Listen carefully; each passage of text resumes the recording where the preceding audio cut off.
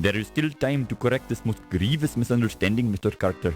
The Dagger of Amon-Ra must be returned to Egypt. Stay out of my way, or I'll thrash you within an inch of your life. Surely you can find a way to accommodate everybody's wishes. Who are you to tell me what I can do with my own property? Your property? What authority did you have? The authority of the Egyptian Antiquities Service. So if you don't like it, I suggest you waddle on back to Egypt and complain to your own government. Would it not be better to work this out diplomatically? This isn't a case for diplomacy. It's a case for your acceptance of the situation. It is not just my acceptance at issue, Mr. Carter. Frankly, some of our people are quite upset, moved to take drastic measures if need be. Are you threatening me, you malodorous little man? Mr. Carter, there are some who would rather fight back than allow their country to be stripped of its national treasures. Any fat savage who lays a finger on my exhibit or threatens me will find himself in deep trouble. Do I make myself clear? As clear as the water of the oasis, Mr. Carter.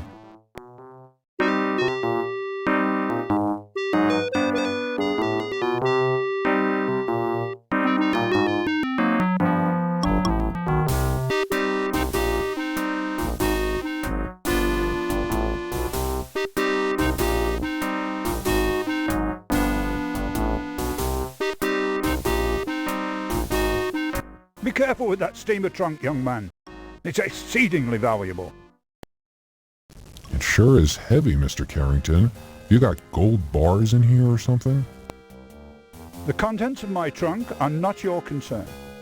Now be a good lad and take it to my taxi. The Countess is waiting.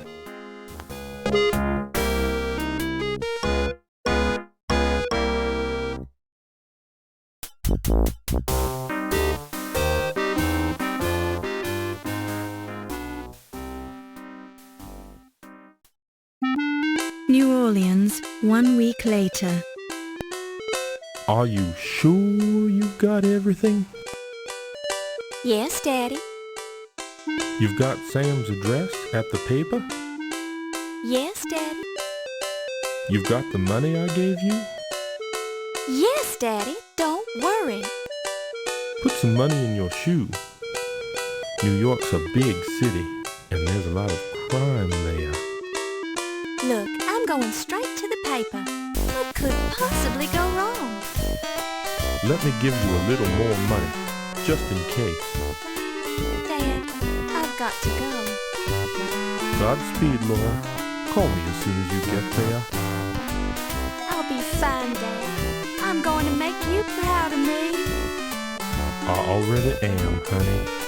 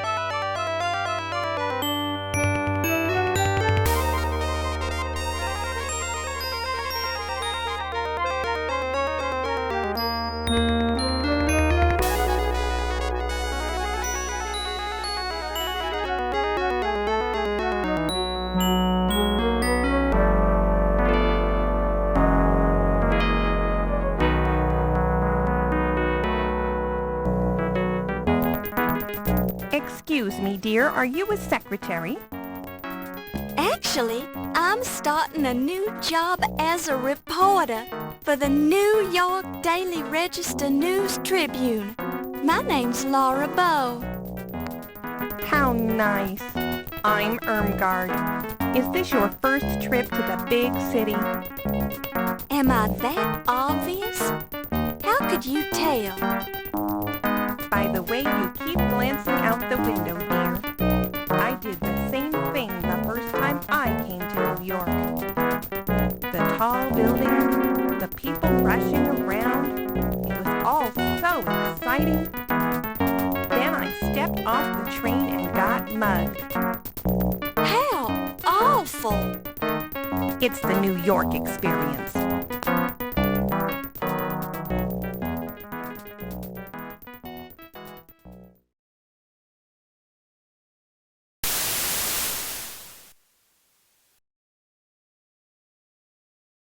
Thank you, dear. You're very kind. I've enjoyed traveling with you. Do you need any help getting home? No, dear. I'll be fine. Thank you.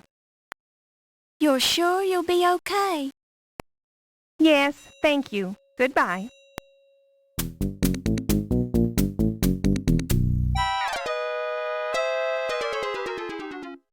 Goodness gracious! My suitcase!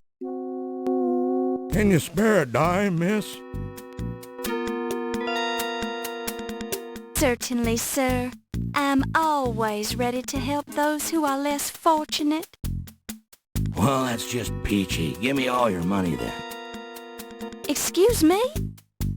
Hand it over. This seems very unfair. Welcome to New York, kid.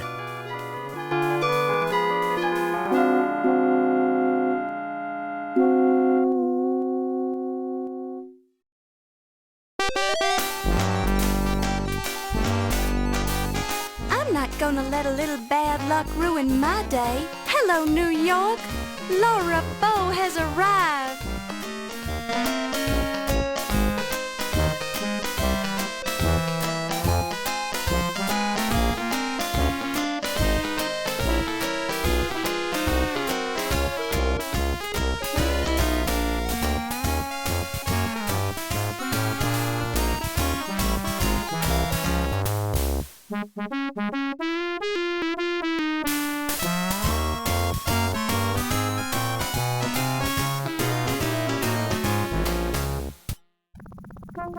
My destiny awaits. Nothing can stop me now.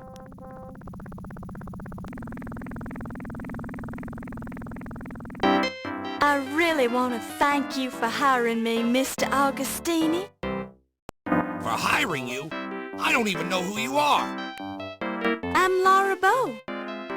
I believe you know my father, John Bowe. Ah, John Bowe's daughter. Now I remember. How is he? He's fine, and he says hello. He wanted to know if you still had that newspaper clipping on your wall about the explosion of the Hindenburg building in New Orleans. Yes, your father was the first cop on the scene of the explosion, and he let me into the wreckage so I could cover it for the paper. I rescued Rupert Hindenburg from his burning office, wrote about it, and made a name for myself as a reporter. I owe John a lot for that. Think you could handle being a reporter for a big city paper? I'll do my best, sir. We usually just hire men for this job. It's rough out there, and you're kinda small.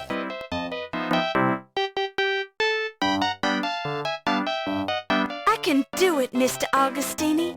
Just give me a chance. All right, as a favor to my old pal John, but I'll be keeping a close eye on you. Thank you, sir. For your first assignment, I want you to write about a burglary. Some kind of fancy knife was stolen from the Lion Decker Museum. I'll arrange for you to attend the fundraiser at 7 o'clock tonight for their new Egyptian exhibit. Everyone will be there. Tell them you're covering the society news so they won't clam up on you. You won't regret it, sir. I have a nose for news. Just keep your nose out of trouble. Here's your official notebook and your pencil. It already has Crodfaller's notes in it. Have the story ready by 3 tomorrow or you're out of a job.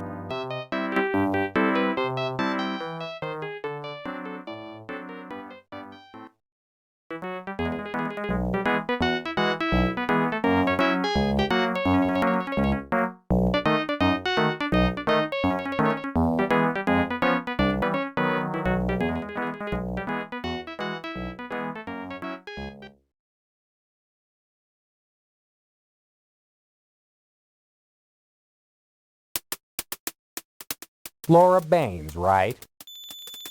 Laura Bowes, sir. And I believe you have the advantage. Crodfaller Rhubarb, ma'am, though you can call me Rube. So I suppose you've already met Sam. Yes, he's very colorful. Don't let him shake you. He's tough on the outside, but inside he's got a heart of stone. I'm sure he... Pardon me? What did you say? Never mind, just pulling your leg. Why don't you take this desk right here and we'll get you settled in. That's very kind of you. Mr. Augustini sort of left me on my own. I have to start on this story about a burglary at the Lion Decker Museum.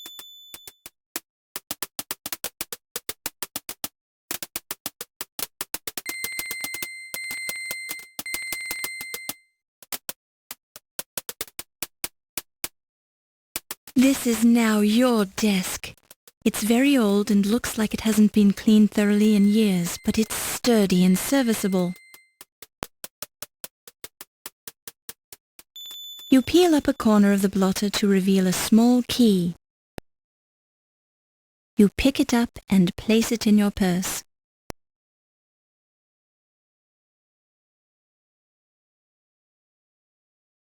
You unlock the drawer. Unfortunately, the key permanently jams itself in the lock. Let's hope you never want to lock this drawer again. A press pass. It reads, Press. Your pants while you wait. Low-Fats Chinese Laundry, 5858 Broadway Avenue, New York.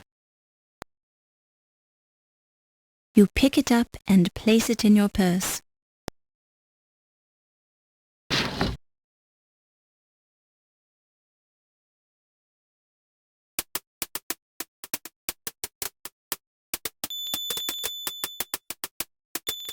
You find a curiously heavy object in the trash.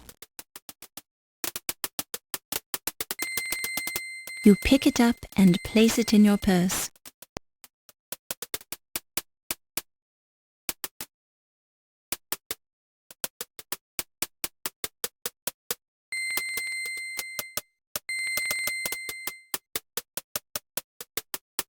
Now what's the scoop on the flower shop?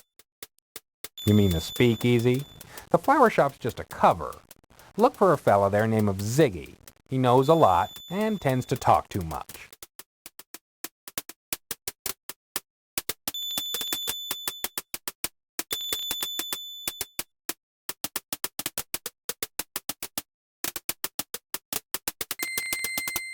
Were you able to get any leads at all about the burglary at the museum?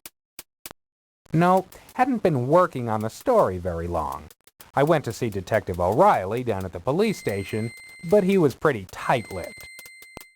I was planning on talking to Ziggy down at the speakeasy. He's a stoolie, usually good for a tidbit or two. Any other leads I can follow up on? With due respect, ma'am, it's going to be your byline on the story, not mine. Point taken, Mr. Crodfall. Rube.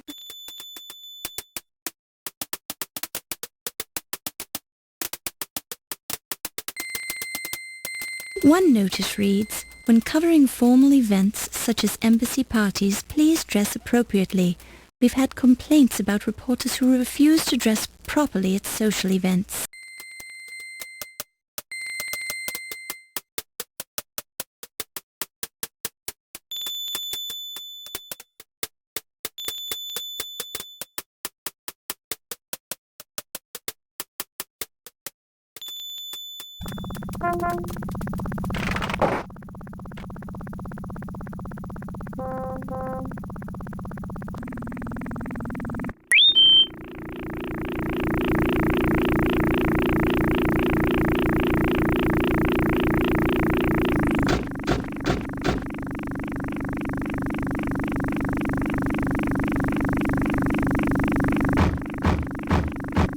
Greetings, madam. I can motivate you to your destination if you can prove that you're a reporter or if you have American currency.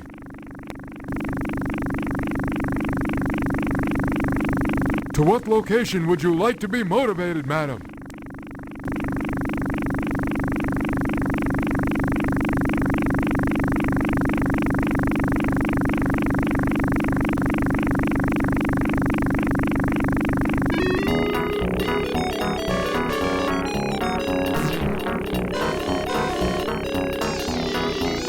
Thanks for traveling with us, madam. Have a pleasant day.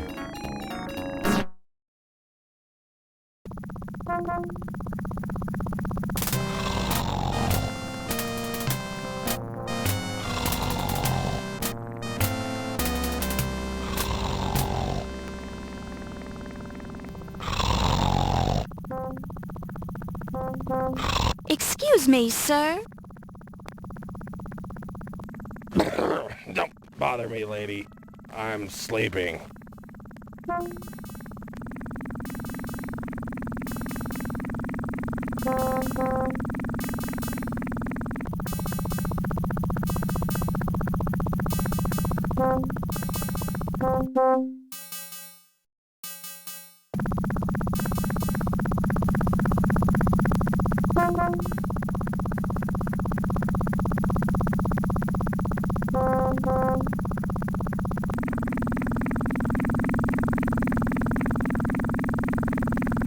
There are no cars coming from this direction. A spotless sun. The police department. You can see the newspaper building across. There are no cars coming from this.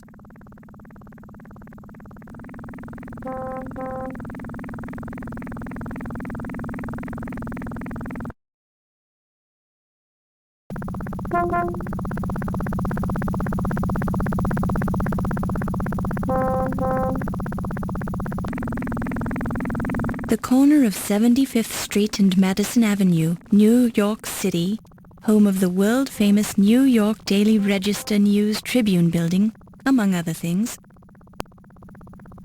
Crossing the street here will lead you to the police station. There are no cars. There are no cars.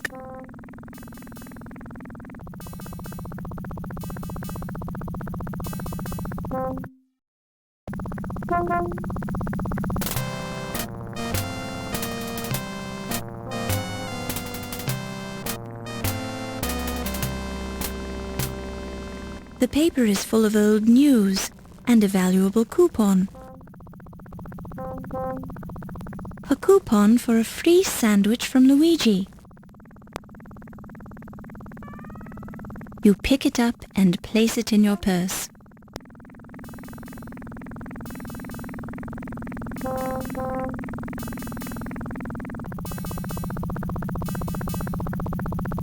There are no cars coming from this direction.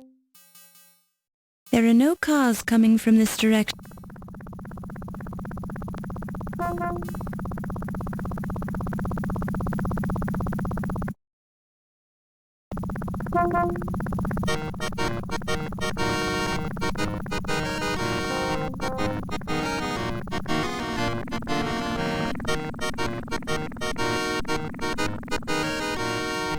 I believe I would like a sandwich.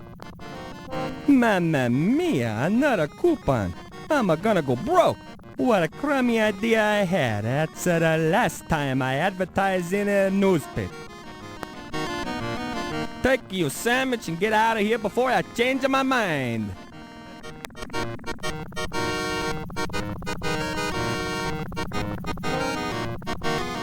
You pick it up and place it in your purse.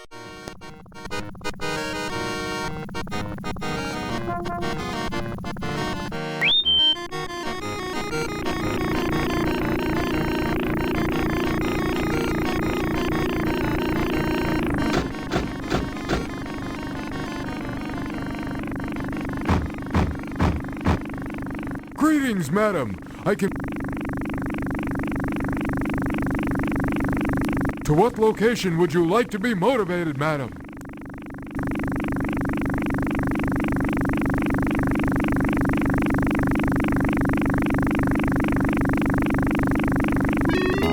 Heard about that new Air Commerce Act that was just passed? It's the one that provides federal aid for airlines and airports. I find it unfair.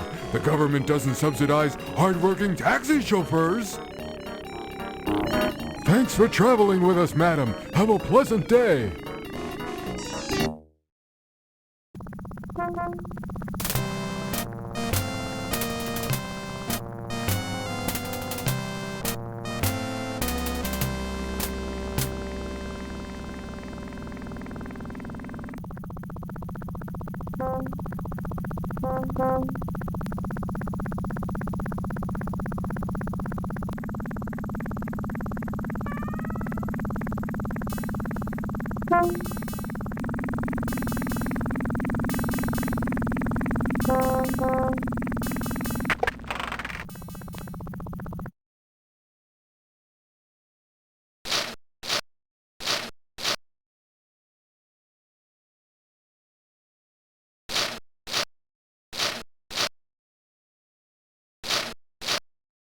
Pardon me. I'm looking for some information. Well, take yourself down to the library then. Pardon me, Sergeant, but I happen to be a reporter with the Trib. Oh, well, strike up the band then. Look, lassie, I've been out with my dogs all day, and I hadn't had my lunch. And I got better things to do than to jaw with some slip of a girl reporter. Go on with you now.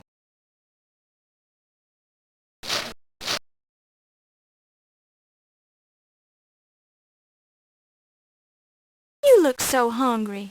Here, take this. Sure, and this a corned beef sandwich on rye. Bless you, lassie. Don't mind if I do.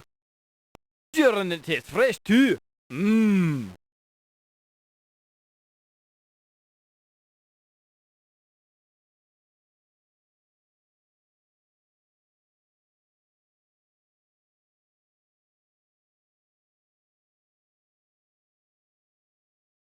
What can you tell me about the speakeasy? Now, I don't know anything about a speakeasy. Not in this town.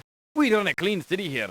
But there are some nice places where a lady like yourself can sit and relax and enjoy a bit of the high life, if you know what I'm saying. Of course, some of these places are restricted, don't you know? So you'll have to be giving them the right signs so they know you're okay. But just mention it Charleston, and you're in like Flynn. You got that now? I think so. Thank you kindly, Sergeant. Don't mention it. And I mean it now. Don't you go mentioning it. Not to anyone.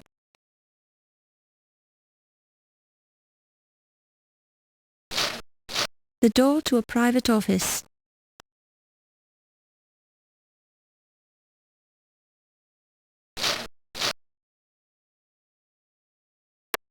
You knock politely.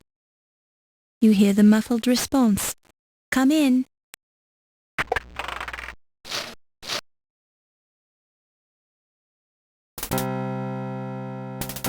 Sure and begorra, I'm Detective O'Reilly. What would you be wanting then, lass? I'm Laura Bow from the New York Daily Register News Tribune. I'm looking into the burglary at the Decker Museum, and I understand you're handling the case. Would it be possible for me to look at your report? You can't be a reporter, lass. You're a girl. The Trib only hires men. I am a reporter, sir, and you can check with my editor, Sam Augustini, if you don't believe me. I thought that Crodfeather guy was going to be writing the robbery article. Crodfaller was assigned to it, but the story is mine now. Can I see that report, please? It's very technical, lass. I don't think you'll be learning much from it. Thank you for your concern, Detective, but I'd like to be the judge of that. You're a determined girl. I'll say that much for you. Have a look, then. The file on the Decker Museum burglary is nothing more than a single handwritten page. It mentions only one stolen object, the dagger of Amon Ra. The burglar or burglars left no fingerprints or other clues. Their method of access to the museum is unknown. In summary, the police are baffled about the burglary at the museum at this point. Some parts of the report seem vague. The report is signed by Detective Ryan Hanrahan O'Reilly. There's only one page to this report.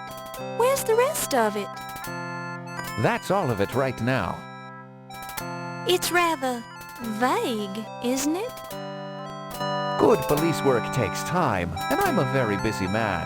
I haven't had time to follow up on the burglary. So what if a museum loses a knife? There are people being murdered left and right in this city, dropping like flies. Cars are being stolen, booze is being smuggled into speakeasies. Pedestrians are being mugged, firebugs are burning down half the city. They're running out of grapes at the corner market, and I've got a headache. And you know who gets to investigate all the crimes in this district? Me! So I don't need any nosy reporters hanging around telling me my reports are vague, girlie. Well, excuse me. Talk to the desk sergeant if you have any more questions. I haven't got time for you right now.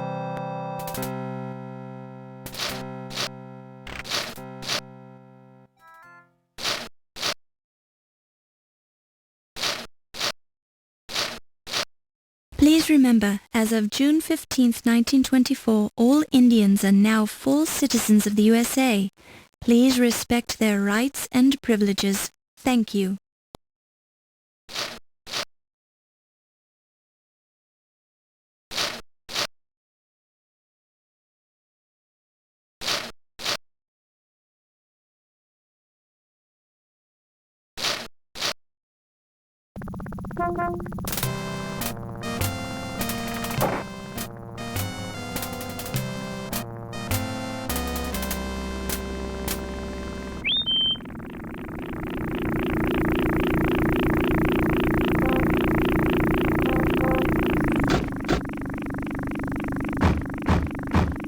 Greetings, madam.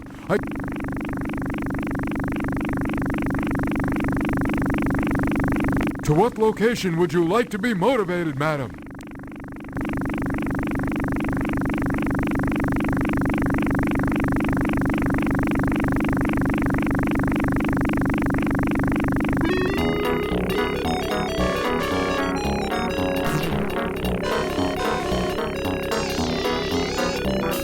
Thanks for traveling with us, madam. Have a pleasant day.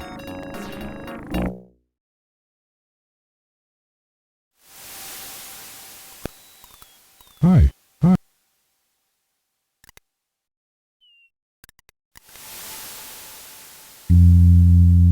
The stevedore looks a little more refined than you'd expect.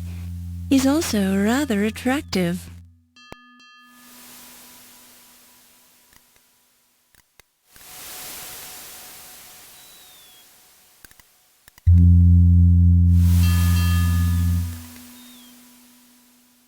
Boy, do I remember that guy. He supervised the unloading of the Egyptian crates from the ship. It was a bunch of stuff for the museum, and he was real protective about it.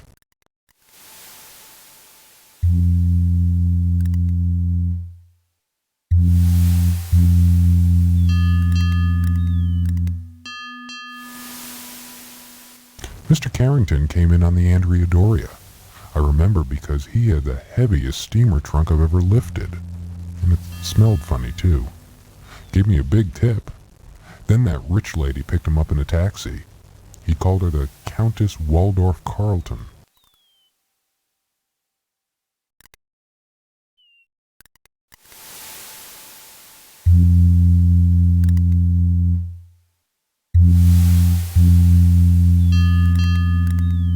That's where Mr. Carter's Egyptian crates were going. Nice place. Ever been there? Actually, I'm attending a fundraising party there tonight. Sounds like a formal party. What will it cost to get in? I don't know. I'm covering it for the newspaper, so I get in free. I thought the museum was closed today. It is, but the party isn't till 7 o'clock tonight. Sounds like fun. Enjoy yourself. Now, if you'll excuse me, I have to get back to work.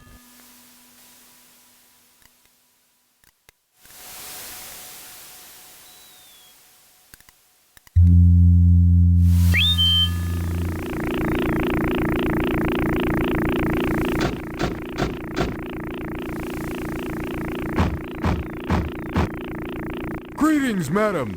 I can... To what location would you like to be motivated, madam?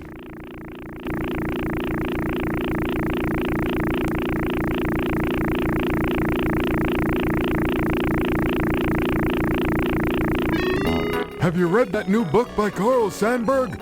It's Abraham Lincoln, The Prairie Years.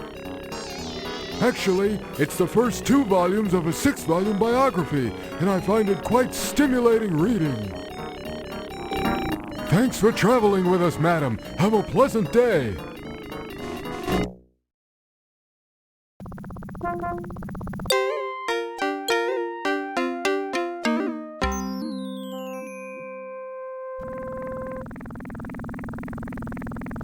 This little boy is trying to set fire to ants. He's shabbily dressed and poorly groomed. He's peering intently at the panicking ants on the sidewalk. This youngster looks like a real roughneck. He appears slightly older than the other 2 boys, his brown hair wild and unruly, and a look of studied indifference on his face. The indifference is heightened by the nonchalant way he's burning ants with a magnifying glass. You see a rotund, unhappy-looking boy. The other boys, who are industriously setting fire to ants with a magnifying glass, seem to be tolerating his presence, but largely ignore him.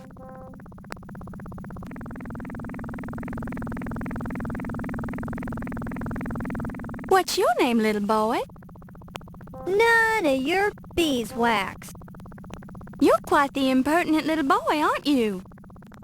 Yeah, well, my folks told me not to talk to strangers.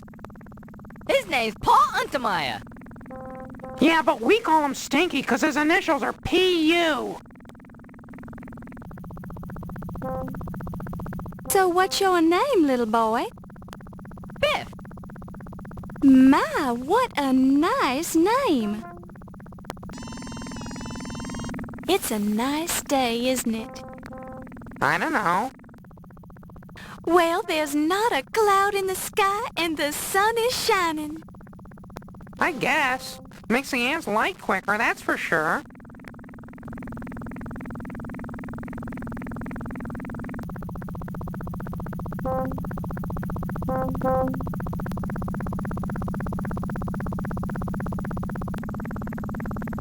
Sorry, never been there.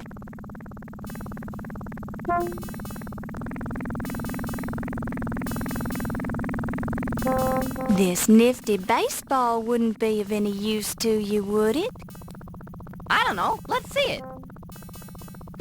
Not bad.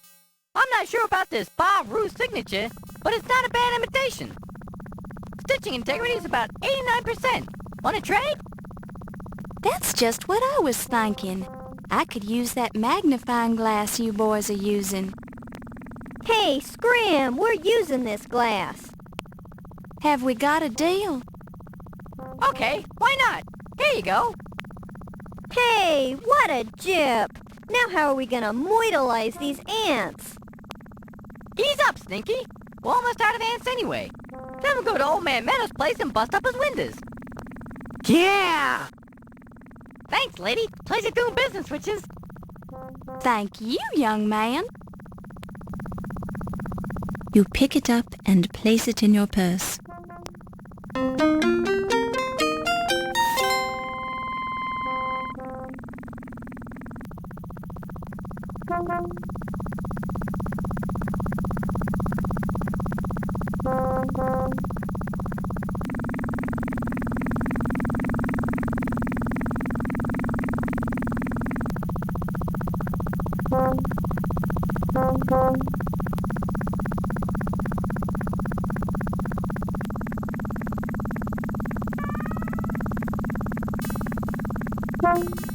There are no cars coming from this direction.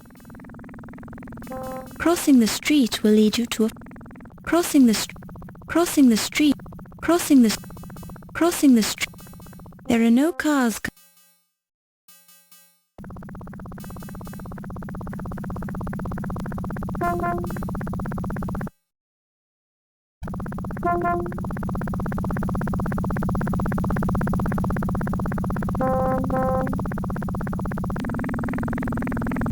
The battered side door to the flower shop, complete with a mail slot and a tiny window.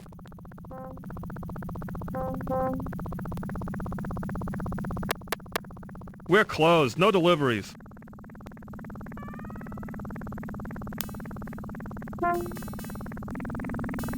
Secret word.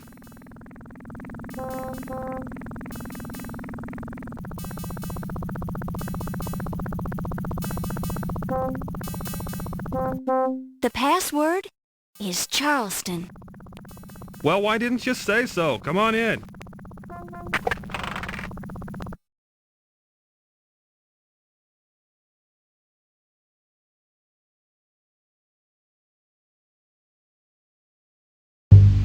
I want to marry an archaeologist and keep his artifacts warm. I travel with him through jungles and deserts. A nervous man with shifty eyes. This comatose man has had too much to drink. It's a miracle that he's still standing. A serious drinker. It's best not to disturb him.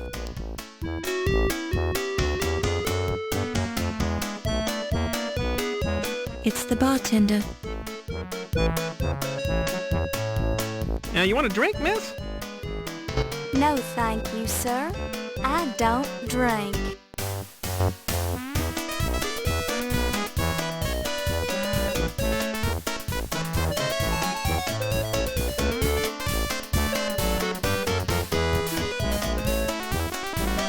He's sitting at one of them tables, miss.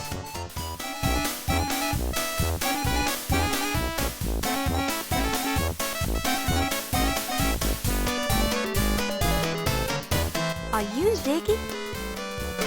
Who sent ya?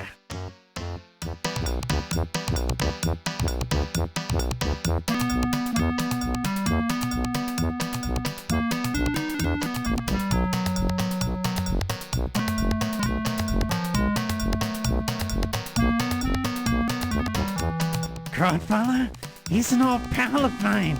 What you want to know?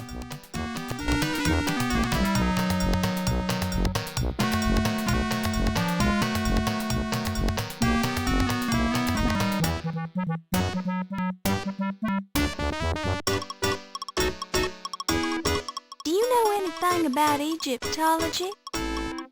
The only Egyptian I know is an accountant named Ramses Najir, something like that. He bugs me sometimes by asking me riddles. I can never figure him out. What kind of riddles? Well, today Ramses came in and asked me a two-part riddle. What's the room you leave without entering? And what's the room you enter without leaving? As usual, I told him I didn't give a hoot about his silly questions, so he left.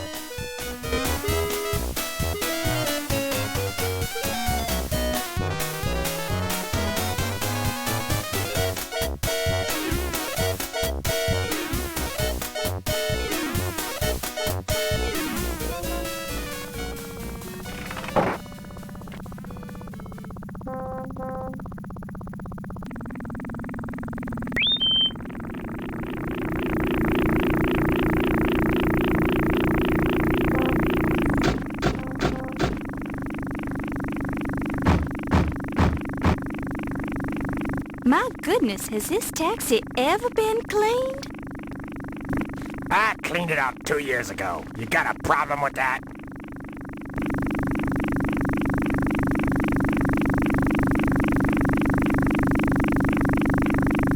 Yeah, I'll take you for a ride if you got the dough or if you can prove you're a reporter.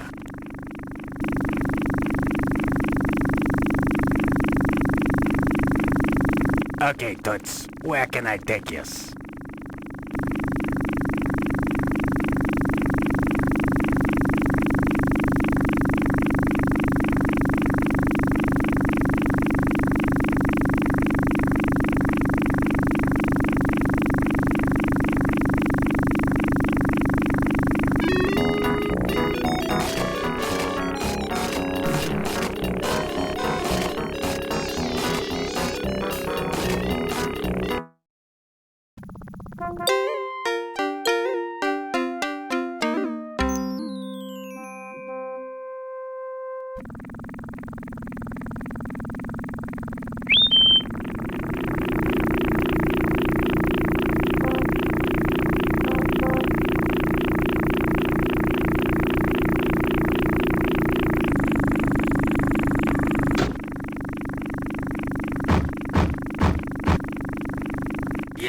I'll take yous for a ride if you got the dough or if you can prove yous as a reporter.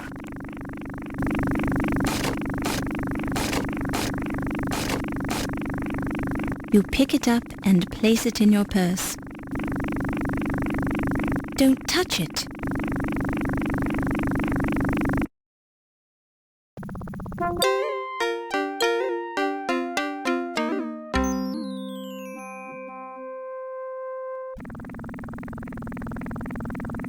An old laundry claim ticket from Low Fat's Chinese Laundry.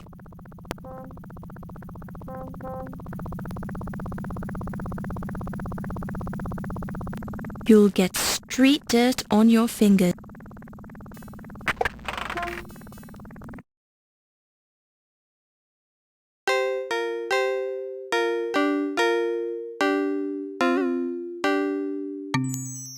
Excuse me. Yes, please. I was just wondering, do you work here? Yes, ticket, please. Pardon? Ticket, please. You here to pick up, yes? Oh, no, I'm sorry. I was just looking around. Okay, look all you want. Looking is free, laundry not so.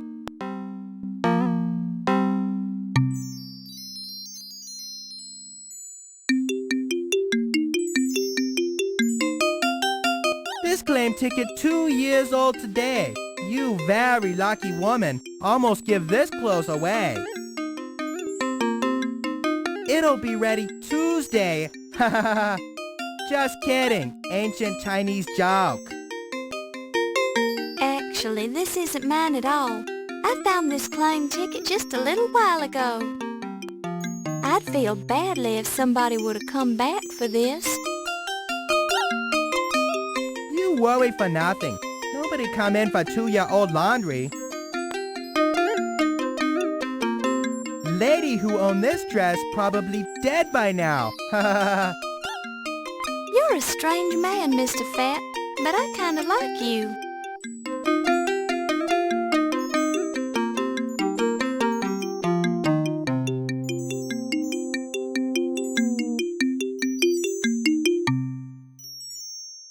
Ever been to the Decker Museum? Of course. Low fat, big contributor to museum. $2 every year. Some customer also work at museum. Wolf Heimlich, security guard. Very important. Anybody else from the museum ever come here? Yes, let me think. Woman doctor, Greek name. Olympia something. McGillicuddy Miklos? Yes, that's it. Olympia Miklos. Not know what she do at museum, but she work there. She and Mr. Heimlich sometime come in together. Have you been there recently? Not been there in, must be almost a year. Whoa, time to send in another $2. Besides Mr. Heimlich and Dr. Miklos, are any of your other customers museum employees? Not think so. Oh, wait! How could I forget? Yvette Delacroix. Very lovely lady. She work at museum.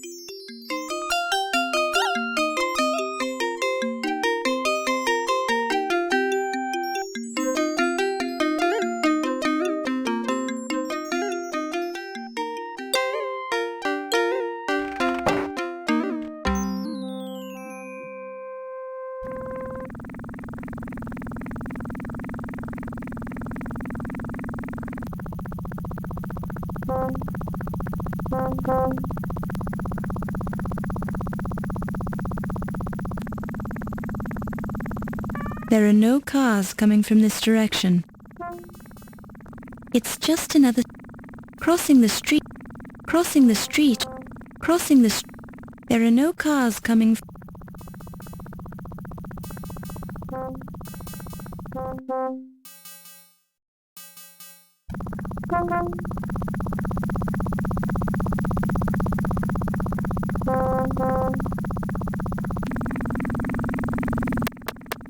We're closed. No deliveries. Secret word?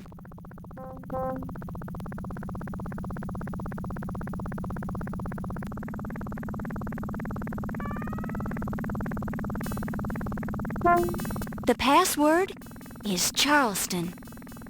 Well, why didn't you say so? Come on in.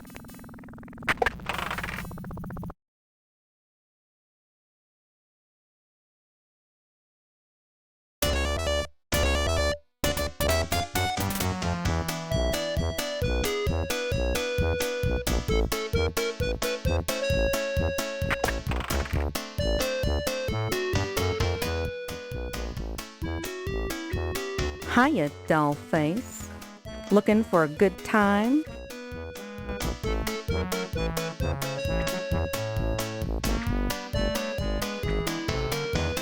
It's your loss, Toots. I'll be right here if you change your mind.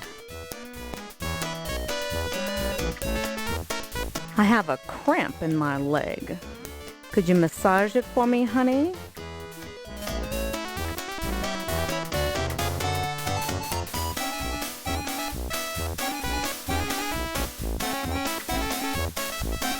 Nice body. But where did you get those clothes? Salvation Army? I have a cramp in my leg. Could you massage?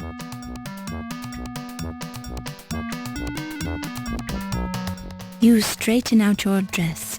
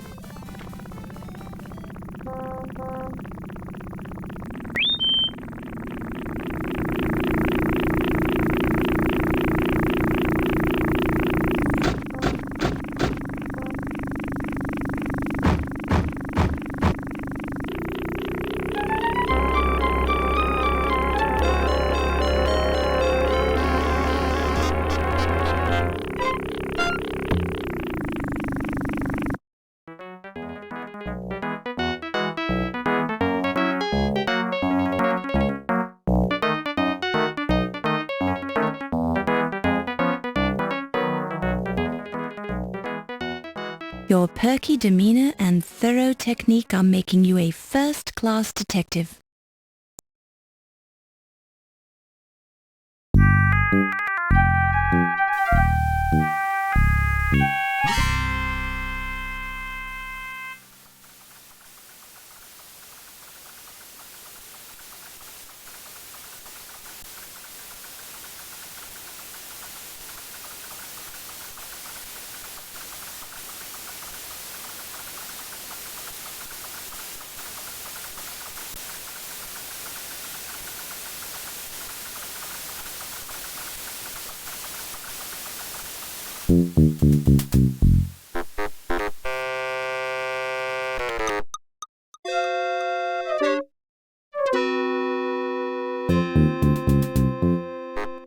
This affair is by invitation only, Fräulein. Your papers, please.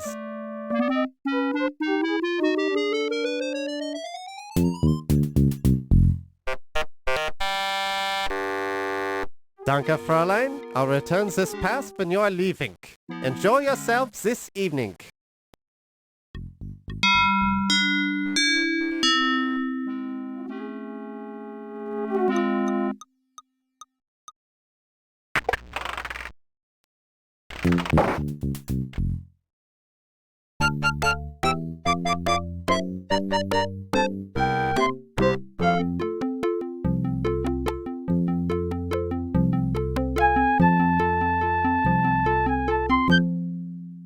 It's a colossal bust of the pharaoh Ramses II, discovered at the Ramesseum, his mortuary temple on the Nile's west bank opposite present-day Luxor. The complete Ramses statue stood nearly 60 feet tall and weighed more than 1,000 tons. Presumably Ramses was not this large in life, although many people have stated that Ramses had a big head. Neatly stacked water glasses.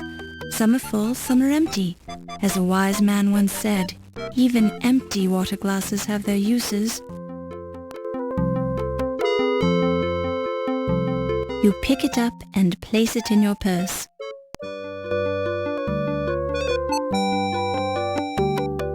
You eye this woman with a certain amount of jealousy.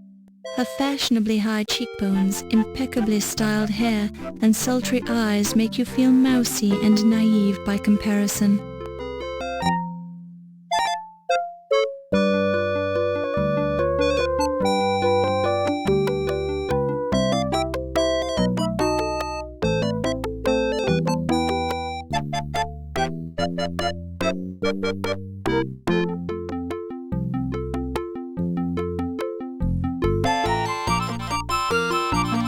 You see a rotund, ruddy-complexioned man in a fez.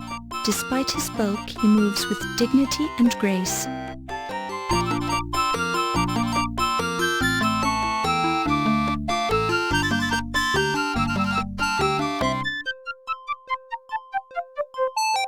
Good evening, Dr. Mayclose.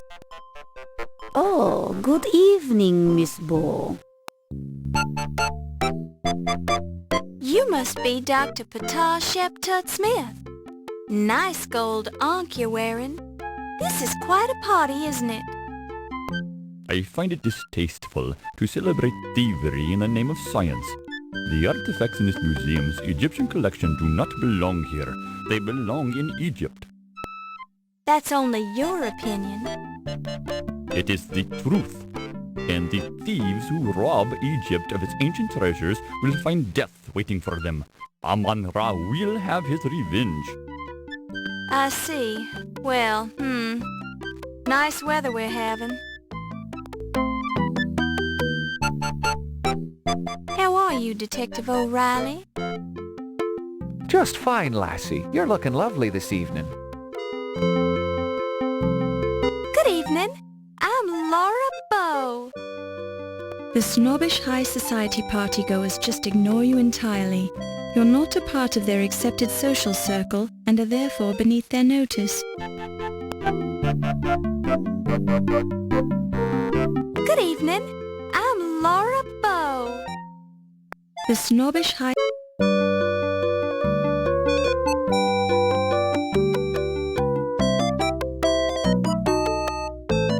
Good evening. I'm Laura...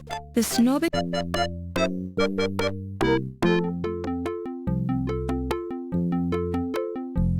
It's a buffet table loaded with food.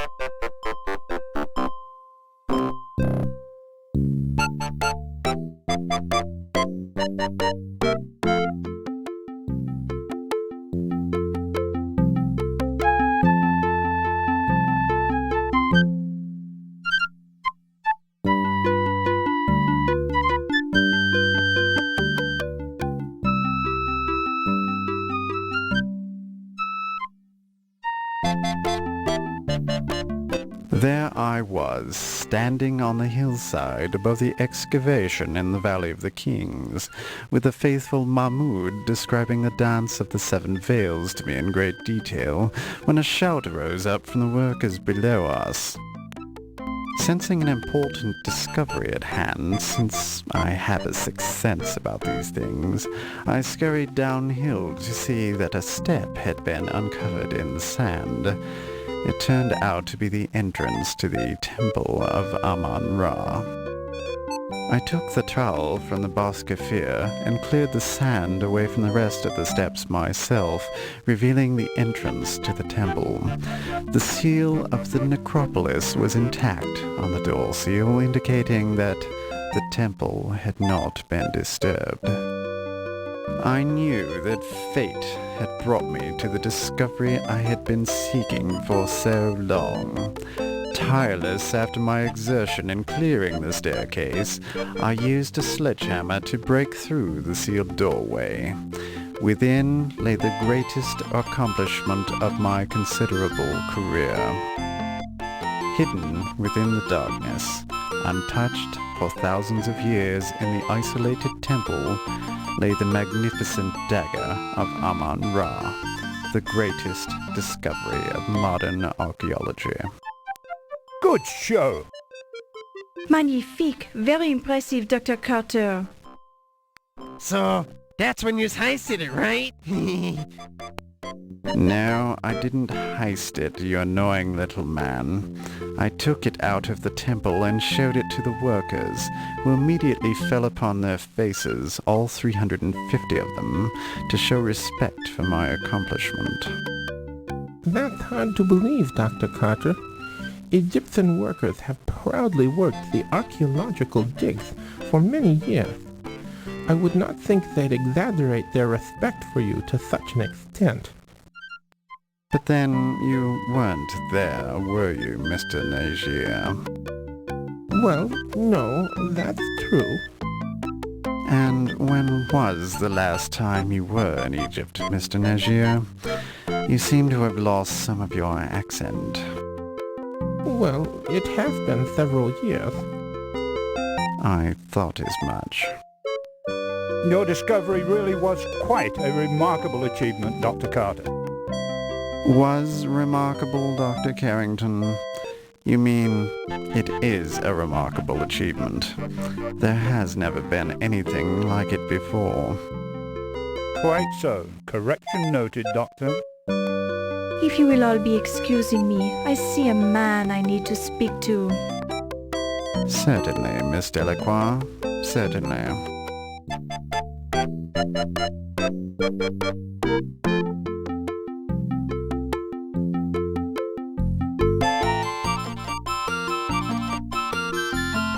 Boy, did he bet.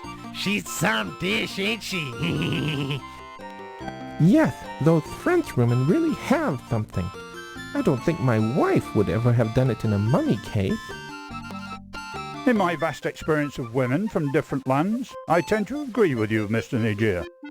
I balked when a certain French woman suggested we have a deep conversation on the back of a dinosaur, but I was pleasantly surprised by the results. Yes, Miss Delacroix is certainly the cat's pajamas, as the Americans would say.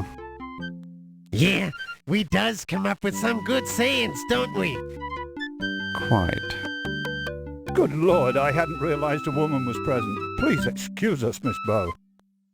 Oh, I wasn't actually listening to you gentlemen, Dr. Carrington. I just happened to be standing here. Excuse me.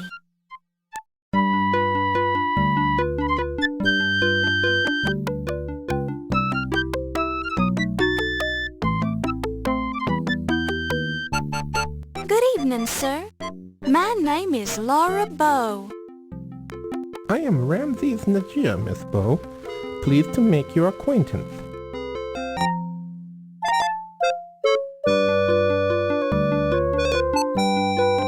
Heard any good rumors lately?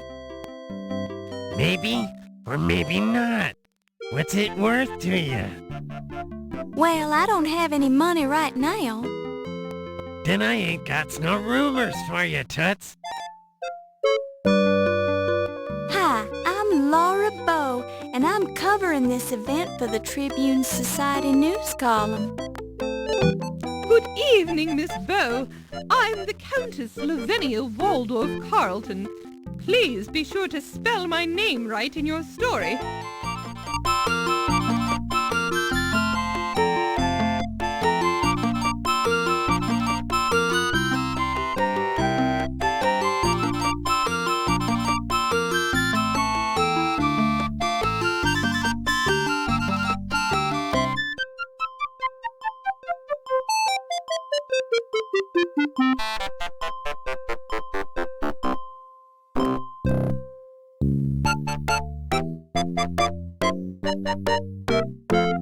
Hi, Being snobbish, high... Hi, I'm Laura Bow. Being snob...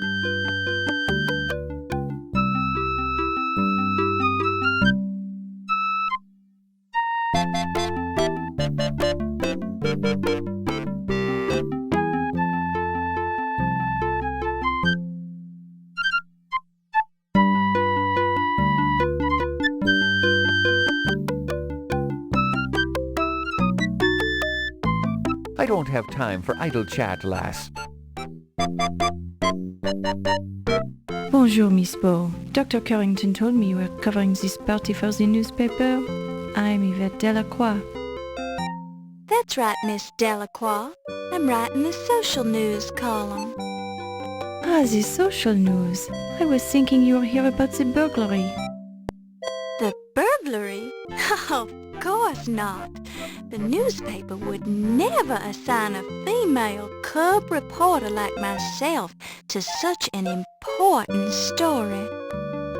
Ah, you are probably being correct, Miss Bow.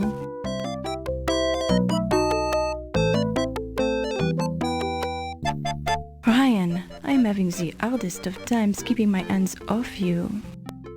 Not here, Yvette. There's too many people. They are not important. You are the most powerful man here, my Ryan. What about that Carrington guy? He's president of this museum. The doctor, he is old and weak. You are the young one, and strong. And what would you be wanting, Miss Bow? Oh, well, I thought I heard you call my name. You must have been hearing things. I didn't even mention your name. Oh, sorry. I've got to be going now. Excuse me.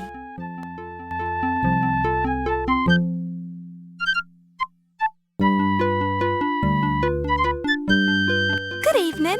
I'm Laura Bow. The snobbish...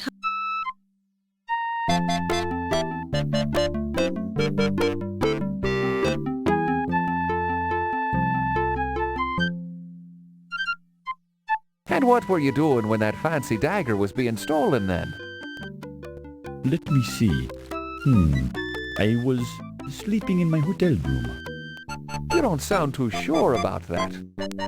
I haven't been sleeping too well since I arrived in this country. I'm tired, so I'm not thinking too well. You're not sleeping well. Would you be having a guilty conscience then?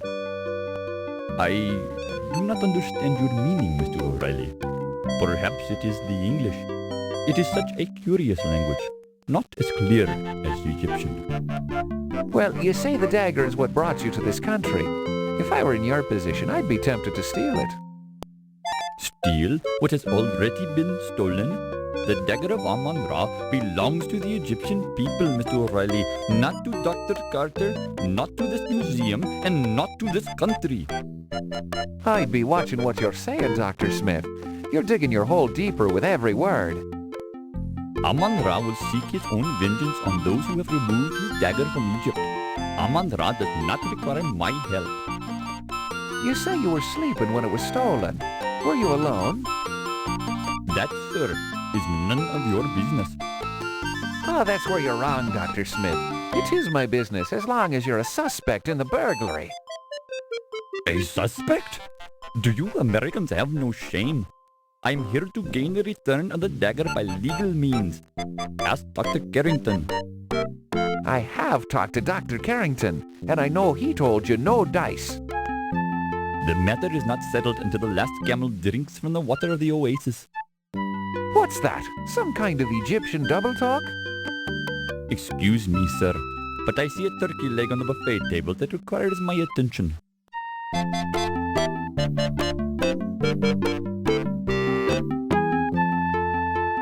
I'm not in the mood to indulge in idle chit-chat, Miss Bow. Good evening, Dr. Miklos. Oh, good evening, Miss Bow. This is quite a party.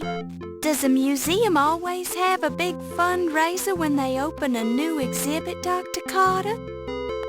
No, but they've never had such an important exhibit opening here before. And I'm an important curator with an important salary, so the museum wouldn't have been able to keep me employed here without financial assistance. You must be very important for the museum to go to so much trouble. Naturally. The museum is lucky that I accepted this position as the head of their new Egyptian Antiquities department. Why, my name alone will attract more visitors and more money to the museum. Any chance that the Tutankhamun exhibit will make a stop here on its American tour? No. I'd hate to embarrass my relative by putting his Tutankhamun artifacts on display here. They pale by comparison to my own great discoveries, such as the Dagger of Amon-Ra. Of course. How silly of me to think otherwise. Yes, that was rather silly of you.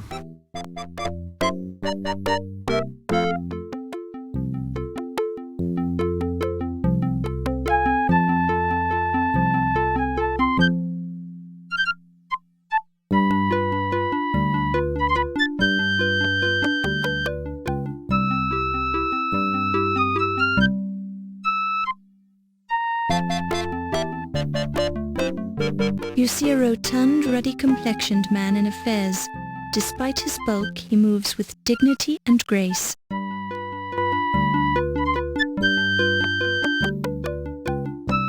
That's not the sort of thing you want to examine too closely.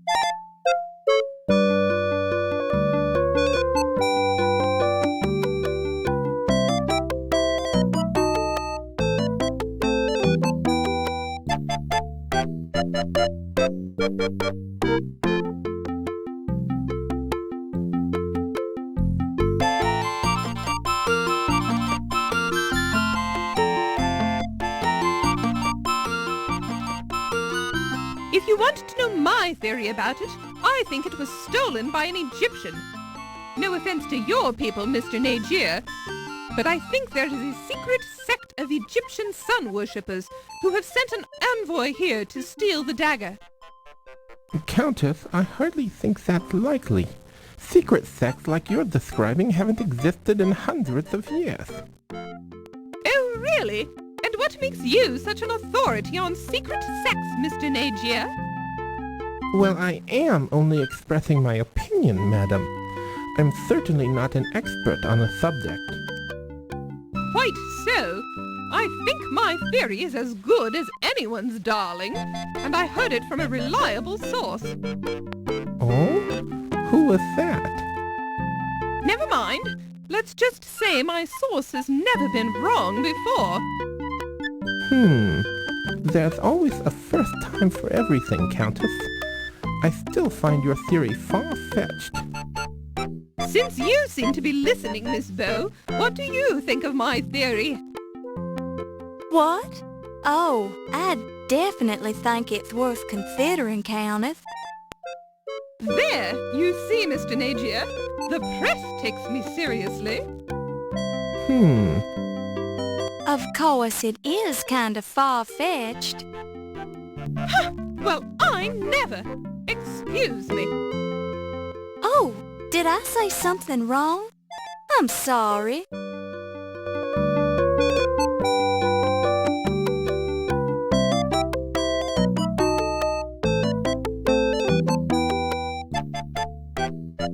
So that's the deal, Countess? I'd rather not talk about it right now. Yeah, no kidding. The wall's got ears around here. And so does certain nosy reporters, if you know what I mean.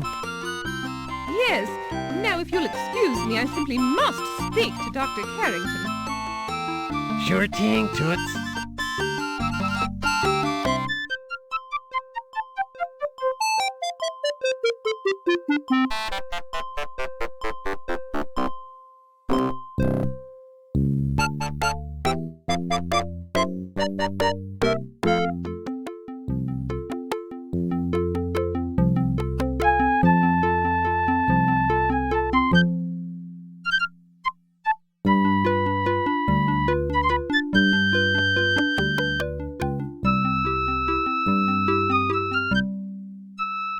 Well, ain't you the hoity-toity dame these days? I almost didn't recognize you with your clothes on. Excusez-moi, am I knowing you, sir? Ziggy's my moniker. You gonna pretend you doesn't know me? Ah, you are making the joke with me, no? Perhaps you have confused me with someone else? I ain't joking. You're Yvette Delacroix. I'd know that body of yours anywheres. I am sure I am not knowing what you mean, Monsieur Ziggy. Oh, I get it. You's is worried one of these hi-hats is gonna hear us, right? Oh, okay. I'm clued in. We can talk later.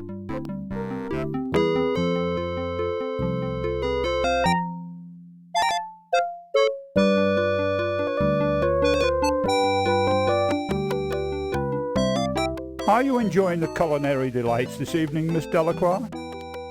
This food, it is adequate. I do not eat so much. This way I maintain my figure, no? Ah, yes, and a lovely figure it is, Miss Delacroix. Merci, Dr. Carrington. You are so kind. I feel we've known each other long enough. Please call me Archibald. As you wish, Archibald. I am yours to command, as always. Miss Bow, is there something I can do for you? Oh, no. I was just admiring Miss Delacroix's dress. Merci, Miss Bow. And your gown, it is a bit out of date, but charming nonetheless. Thank you, I think. Well, if you ladies will excuse me, I must mingle with the guests.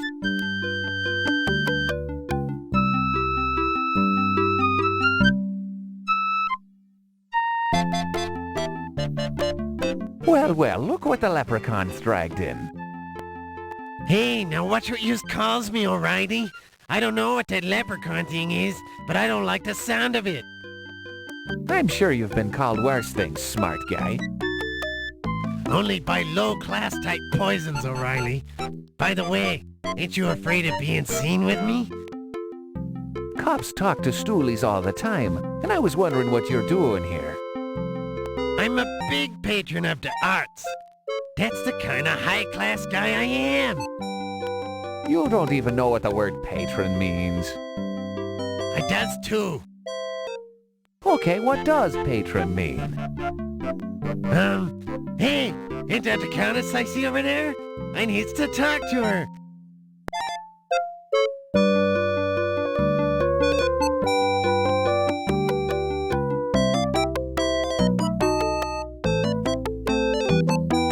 Good evening, Dr. Carrington. Good evening, Miss Bow. Good evening.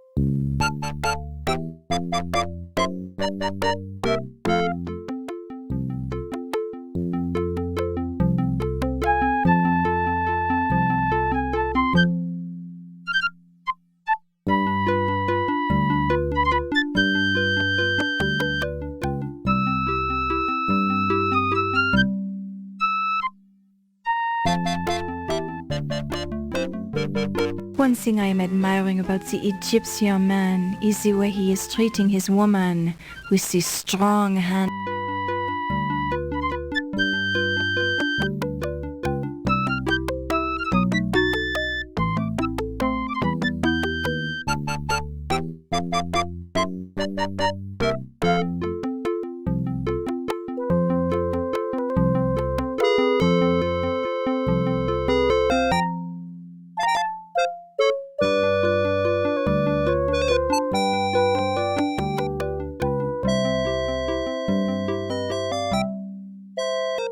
Countess, they tell me you were married to the last museum president, no?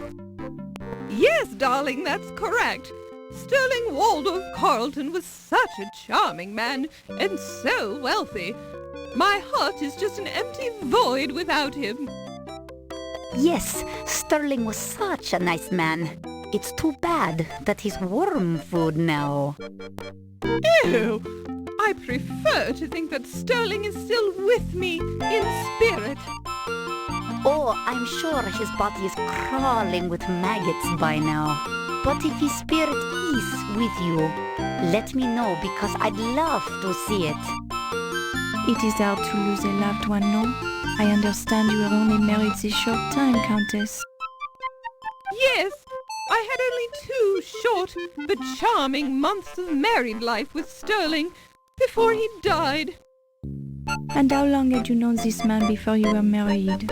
Oh, we met just 1 charming month before we decided to get married. It was love at first sight.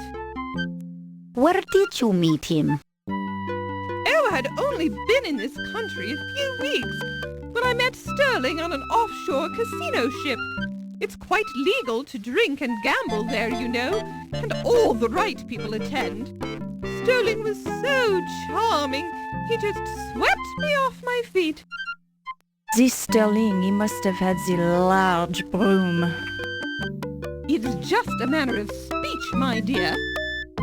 Sterling was a wealthy man.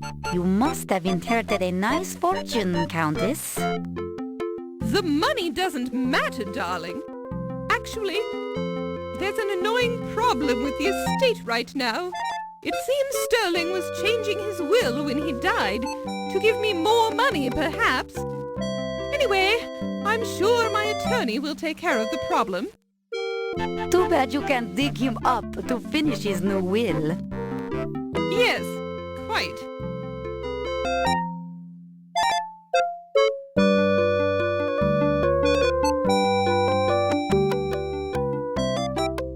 The archaeology, it is such a masculine profession. Breaking into the ancient tombs with your sledgehammer, thrusting your way into the treasure chambers, touching the gold artifacts. It is also stimulating, no? Yes, well, when you put it that way, I guess it is rather stimulating being the most important archaeologist of all time. And it is such a burden to bear this greatness, no? With such pressure to perform, you must be perfect all the time. Yes, you have a unique understanding of my problems, Yvette. Your problems, they are obvious, no? Very kind of you to say that, but there are many who misinterpret my actions. They don't understand the pressure of having famous relatives in the same line of work, and having to compare oneself to them all the time. But the Tutankhamun find, it is nothing when compared to your discovery, no? Correct. I didn't realize you knew so much about archaeology. I know many things, Dr. Carter. So I've heard. Maybe we should discuss archaeology sometime. I'd love to hear about the work you do, Dr. Carter. Perhaps later tonight? Will you be working late tonight? Oh, yes. I think everyone will be here tonight, no? There is much to be done to prepare for the opening of your exhibit tomorrow. I was planning a break for tea around 3 a.m. if you'd like to join me. It sounds wonderful. Perhaps you would come by my office then? I'd be delighted. It is so gracious of you to take the time to speak with me. Nonsense. Think nothing of it. How will I ever repay you for this courtesy? I know how busy you are, Dr. Carter. I'm sure we'll think of something. And call me Pippin.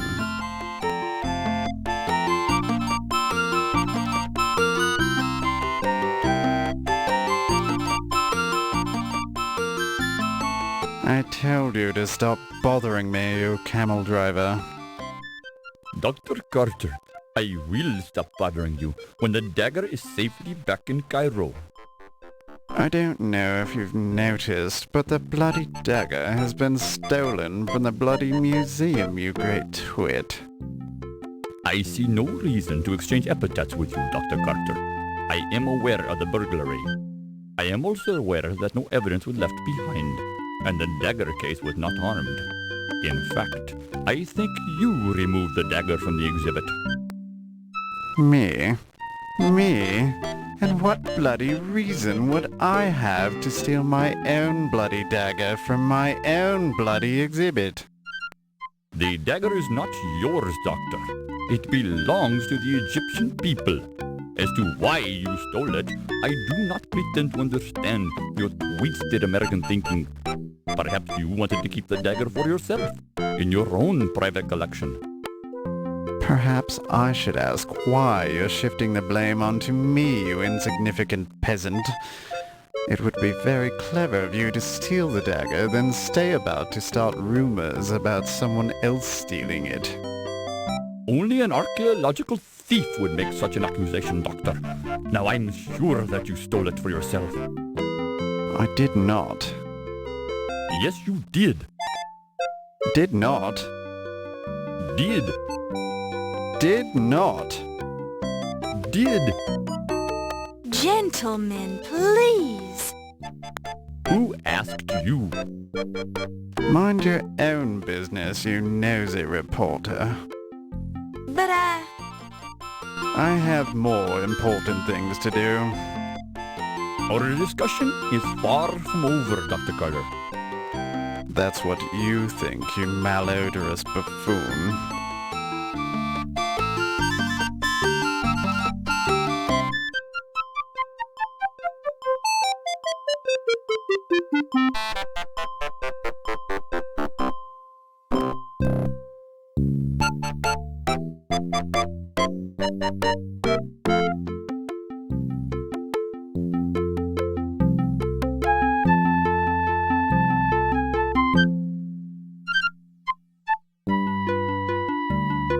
You are interested in the great art, no? Then you should come with me this evening. I'll give you the personal tour of the old master's gallery. Well, I guarantee that you will not be wasting your time. You will enjoy it very much. Well, You are studying the art at the université, no? Well, yes, but... Then it is settled. I will give you the private tour in a little while, no? But There is no need to thank me yet. I will be enjoying it as much as you will.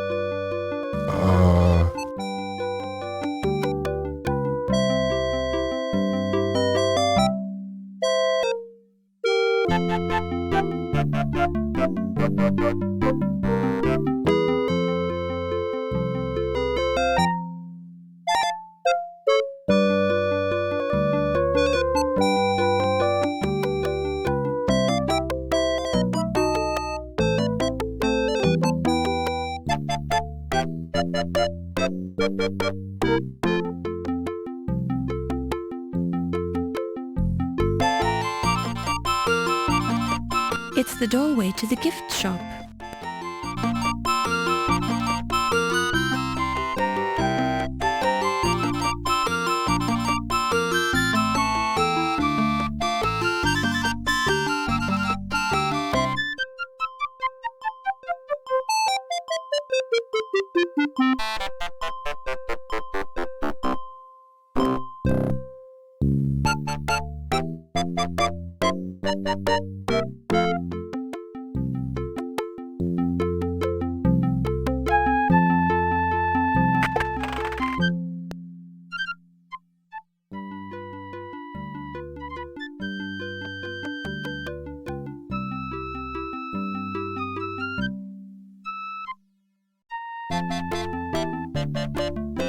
It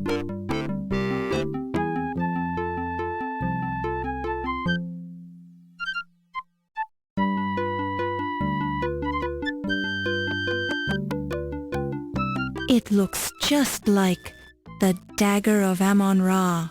Isn't it beautiful?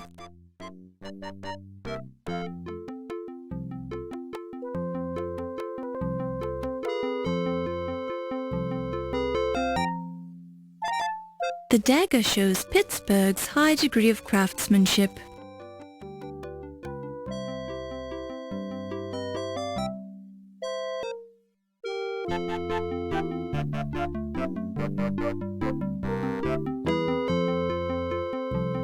The dagger shows a high degree of craftsmanship.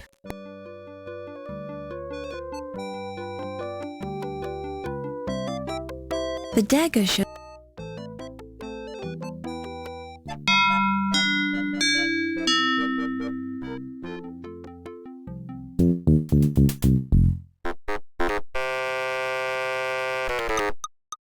Fräulein, this gift shop is closed. You should not be here. Oh, I'm sorry. The door was unlocked. Unlocked? My assistant will be disciplined harshly for this mistake. Please rejoin the party now. I will be forced to injure you.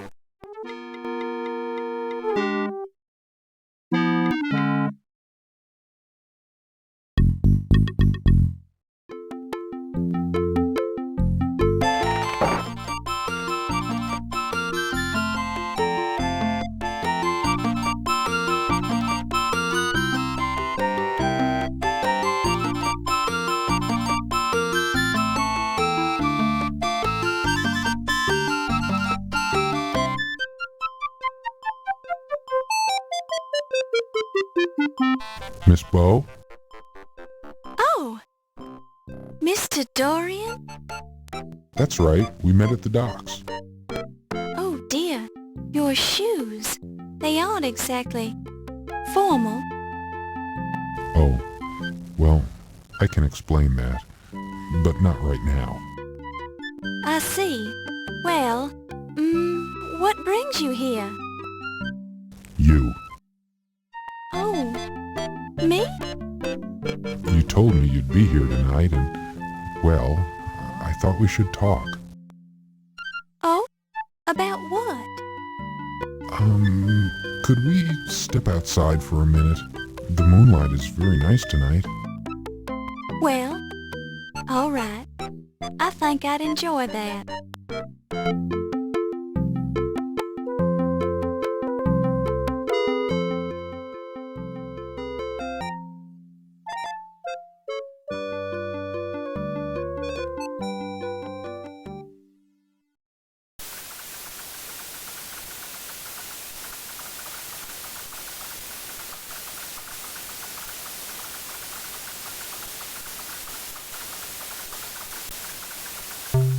I just wanted to explain to you who I really am. You're not Steve Dorian? Well, yes, I am Steve Dorian, but I felt like I didn't give you the most accurate impression of myself when I met you earlier today.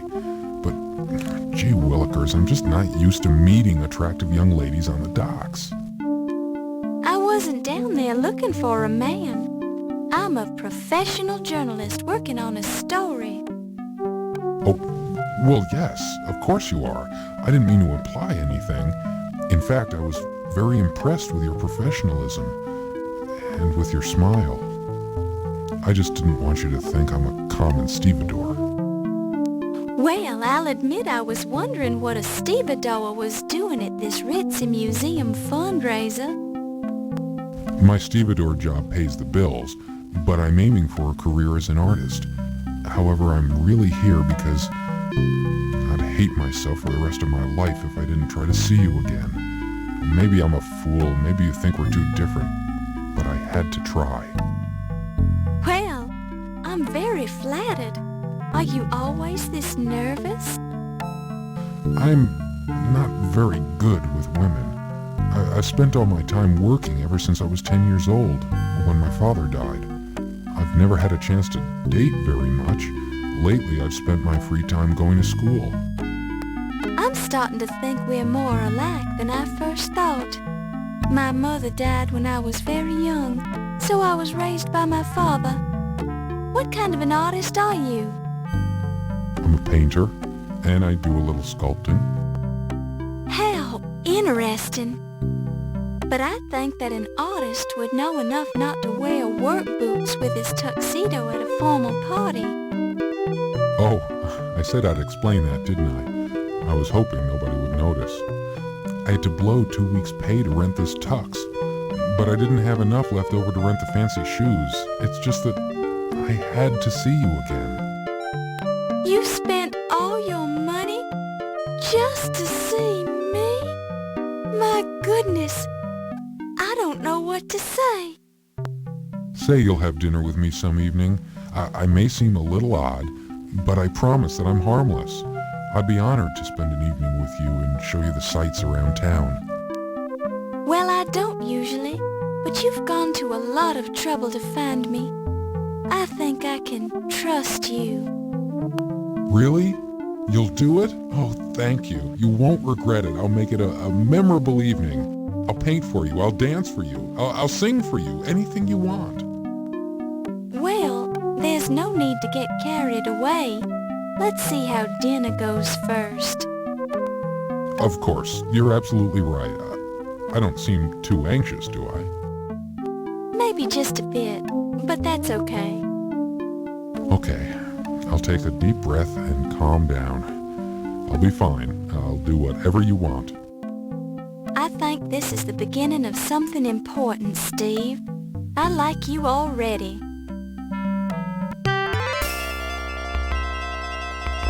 Let's go back to the party, Steve. I've got work to do.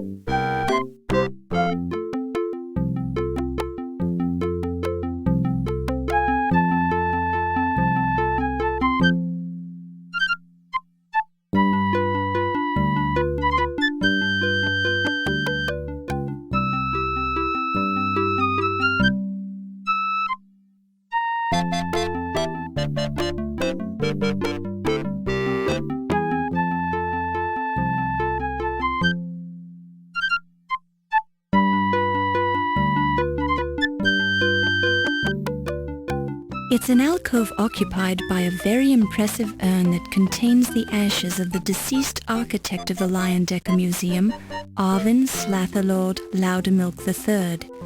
The extra-large size urn had to be specially built to accommodate Loudermilk's massive ego.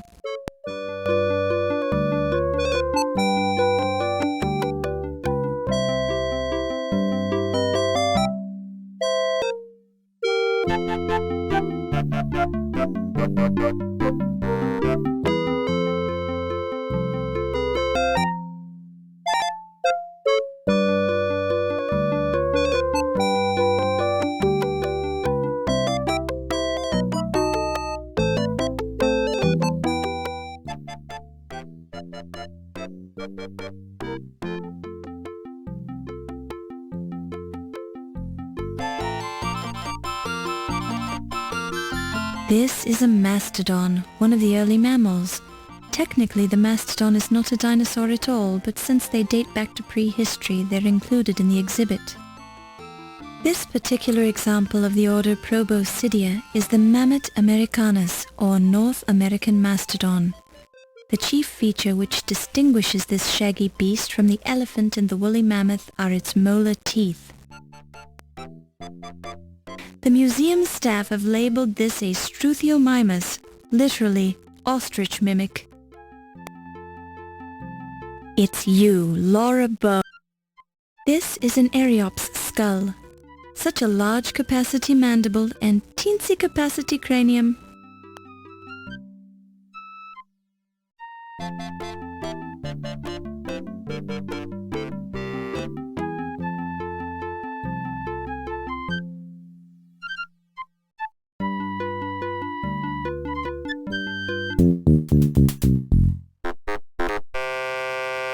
Achtung!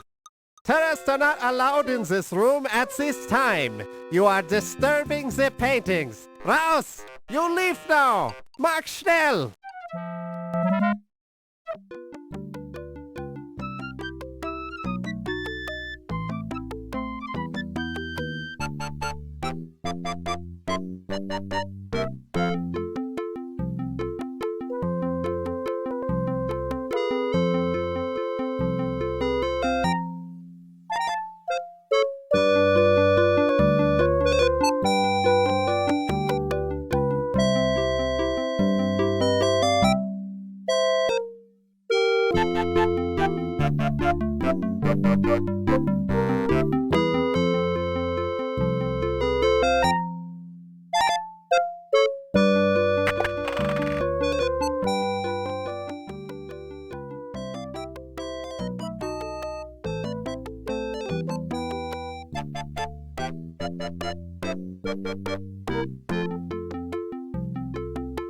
You can't touch the daggers on display in the locked case.